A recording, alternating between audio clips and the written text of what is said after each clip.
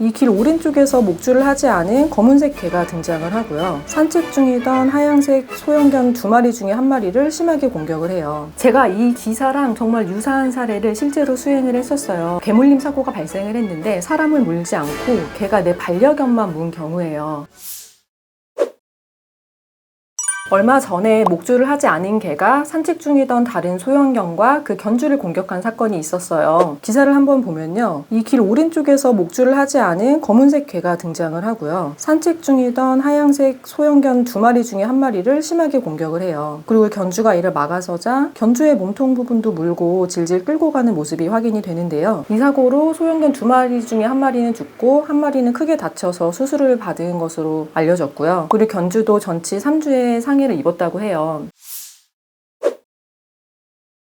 반려견 물림 사고의 경우에는 어떠한 견종이냐에 따라서 그리고 어떠한 종류의 사건이냐에 따라서 적용되는 적용 법조가 달라요. 가장 큰 기준은 이 가해 견종이 동물보호법상의 맹견이 있느냐 하는 것인데요. 즉 동물보호법상의 맹견은 원령이 3개월 이상이면 외출을 할 때 입마개나 목줄 등의 안전장치를 필수적으로 해야 해요. 맹견의 종류는 동물보호법 시행규칙에서 정하고 있는데요. 구체적으로 한번 보면은 도사견과 그 잡종의 개, 아메리칸 핏불테리어를 포함한 핏불테리어와 그 잡종의 개, 아메리칸 스탠퍼드셔 테리어와 그 잡종의 개, 스태퍼드셔 볼테리어와 그 잡종의 개, 로트와일러와 그 잡종의 개로 정하고 있어요. 그래서 이러한 종류의 맹견이 외출을 할 때 입마개나 목줄 등의 안전장치를 하지 않아서 사람을 물어서 피해자가 사망한 경우에는 3년 이하의 징역이나 3천만 원 이하의 벌금으로 처벌을 받게 되고요. 만약에 이 개가 사람을 물어서 사람이 상해를 입은 경우에는 견주가 2년 이하의 징역이나 2천만 원 이하의 벌금으로 처벌을 받게 돼요. 개물림 사고가 발생하지 않는다고 하더라도 맹견이 입마개나 목줄 등을 하지 않고 외출했을 때는 그 자체만으로 300만 원 이하의 과태료 처분 대상이 됩니다. 그런데 이제 가해 견종이 동물보호법상의 맹견이 아닌 경우에는 동물보호법이 적용되지는 않고 일반 형법상의 과실치상죄가 적용이 돼요. 그런데 과실치상죄의 법정형이 500만 원 이하의 벌금이어서 동물보호법 위반의 경우보다 법정형이 많이 낮은 편이에요. 그 이유는 우리나라 형법에서는 과실범죄는 기본적으로 법정형이 적거든요.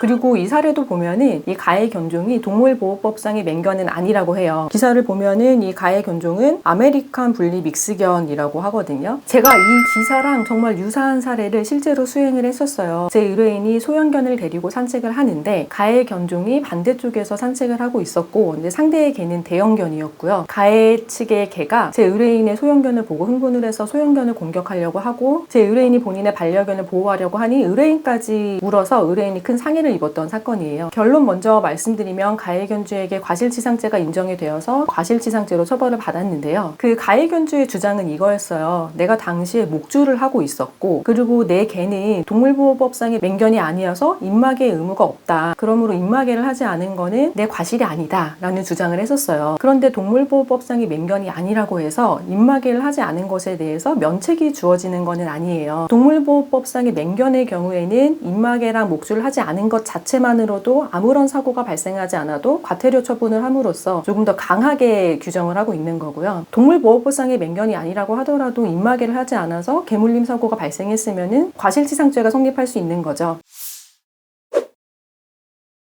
그리고 견주가 목줄을 했다고 해서 전부 면책이 되는 것도 아니에요. 견주가 목줄을 했다고 하더라도 그 목줄을 통해서 본인의 개를 적절하게 통제하지 못해서 사고가 발생했다면 과실이 인정이 될 수가 있는 거죠. 그래서 구체적인 사례에서는 내가 내 개를 컨트롤할 수 있는 규격과 길이의 목줄을 사용했는가, 그리고 사고 발생 당시에 내가 내 개를 적절하게 컨트롤할 수 있을 정도의 방법과 길이로 목줄을 잡고 있었는가 등이 구체적으로 검토가 돼요. 이 기사의 사례를 보면은 이제 가해 측의 개가 목줄을 하지 않고 있었던 걸로 확인이 되고요. 견주가 이제 과실치상죄로 처벌될 가능성이 높죠. 그럼 이런 건 어떨까요? 개물림 사고가 발생을 했는데 사람을 물지 않고 개가 내 반려견만 문 경우예요. 우리 법상으로는 반려견은 제물로 보고 있어요. 그래서 형법상의 제물손괴죄를 검토해 볼 수가 있는데 우리나라 법에서는 과실로 인한 제물손괴죄는 처벌하지 않아요. 그리고 반려견이 반려견을 물었을 때 처벌하는 특별법도 없고요. 그렇기 때문에 개가 내 반려견만 문 경우에는 형사상 처벌 대상은 아니고요. 물론 가해 견종이 동물보호법상의 맹견인 경우에는 입마개를 하지 않은 거에 대해서 과태료 처분이 될 수는 있는데 가해 견종이 동물보호법상의 맹견이 아니라면은 과태료 처분 대상도 아닐 거고요. 그래서 개가 개를 문 거는 우리나라 현행법상 처벌 대상은 아니고요. 물론 민사상 배상 책임은 있을 수 있습니다.